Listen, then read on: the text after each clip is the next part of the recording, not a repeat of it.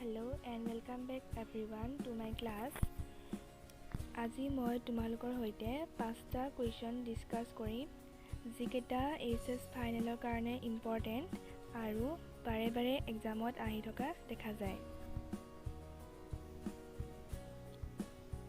So আজি first কুৱেশ্যনটো হ'ল মাতৃ জৰায়ুত মানৱ ভ্ৰণ কেনেদৰে আৰোপিত হয় অথবা আৰোপণ কি?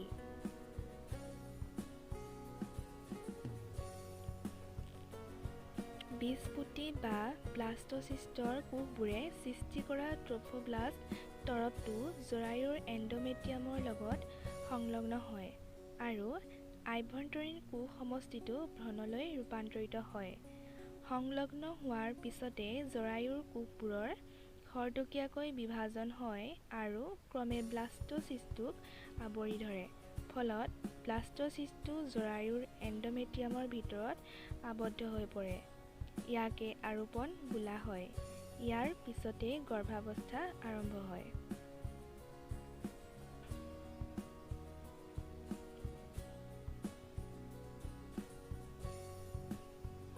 সেকেন্ড কুৱেশ্যনটি হৈছে অমৰাৰ সৃষ্টি কেনেদৰে হয় অথবা গৰ্ভাধাৰণৰ সময়ত অমৰাৰ গঠন বৰ্ণনা কৰা।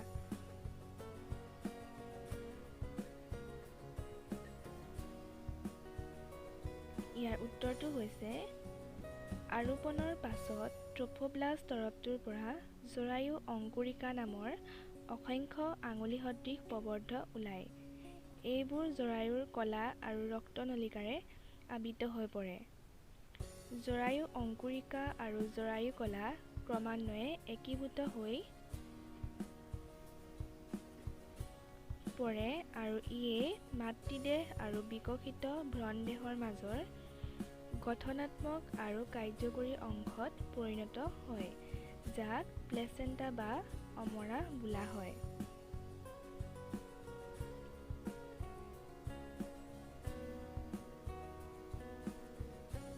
থাৰ্ড কুৱেশ্যনটো হৈছে নাৰীৰ ৰজচক্ৰৰ ফলিকুলীয় দশাৰ পৰিৱৰ্তনসমূহ কি কি?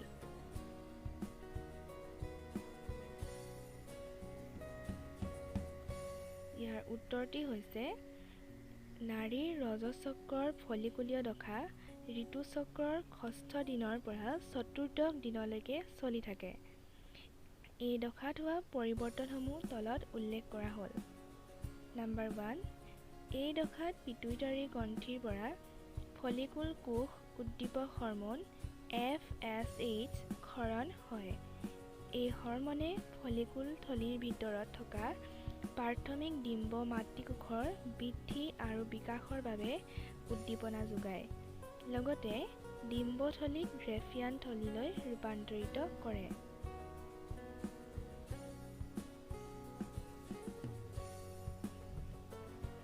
ফলিকুল ষ্টিমুলেটিং হৰম'নে ফলিকুল কোষৰ পৰা এষ্ট্ৰজেন হৰম'ন ক্ষৰণৰ বাবেও উদ্দীপনা যোগায়। এষ্ট্ৰজেন হৰম'নে আকৌ ফলিকুল ষ্টিমুলেটিং হৰম'নৰ ক্ষৰণ বন্ধ কৰি পিটুইটাৰী গ্ৰন্থিৰ পৰা লিউটিয়াম হৰম'ন ক্ষৰণত উদ্দীপনা যোগায়। নাম্বাৰ 2, লুটিয়াম হৰম'নে ডিম্বথলীৰ পূৰ্ণ বিকাশত সহায় কৰে আৰু ডিম্বথলীৰ পৰা ডিম্ব মাতৃকোষটো ক্ষৰণ হোৱাত সহায় কৰে। নাম্বাৰ 3, এষ্ট্ৰজেন হৰম'নৰ প্ৰভাৱত জৰায়ুৰ এণ্ডোমেট্ৰিয়াম অত্যধিক পৰিমাণে ডাঠ হয় আৰু গ্ৰন্থিময় হৈ পৰে। এণ্ডোমেট্ৰিয়াম কৈশিক জালিকাই ছানি ধৰে। এই অৱস্থাত জৰায়ুৰ এণ্ডোমেট্ৰিয়াম স্তৰটো ভ্ৰূণ অভিৰোপণৰ বাবে সাজু হয়।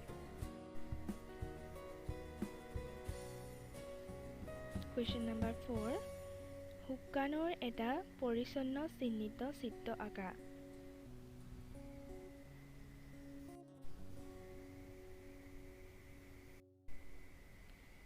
এইটো হৈছে মানুহৰ শুক্ৰাণুৰ চিত্ৰ।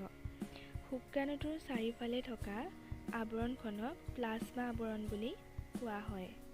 ইয়াৰ আগ অংশ হৈছে এক্ৰ'জম। এইখিনি হৈছে ইয়াৰ কোষকেন্দ্ৰ। এই অংশটোক শুক্ৰাণুৰ গিব্ৰা বা ডিঙি অংশ বুলি কোৱা হয়। এইখিনি হৈছে তাৰ মধ্য অংশ। এই স্পাইৰেল থকাখিনি হৈছে মাইটকণ্ড্ৰিয়া আৰু ইয়াৰ পৰা আৰম্ভ কৰি ইয়াৰলৈকে এই অংশখিনি হৈছে নেজ অংশ।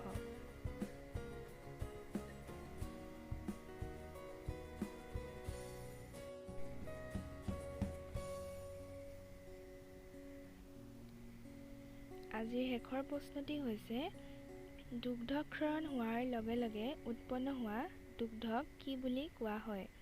ই কিয় প্ৰয়োজনীয়?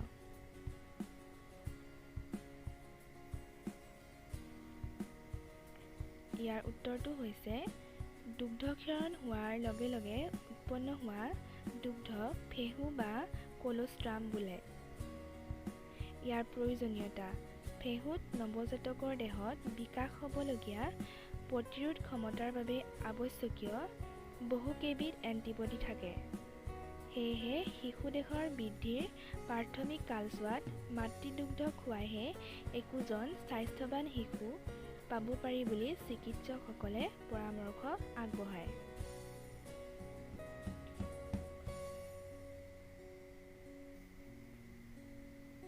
আজিৰ ভিডিঅ'টোত ইমানলৈকে আলোচনা কৰিলোঁ। Thank U.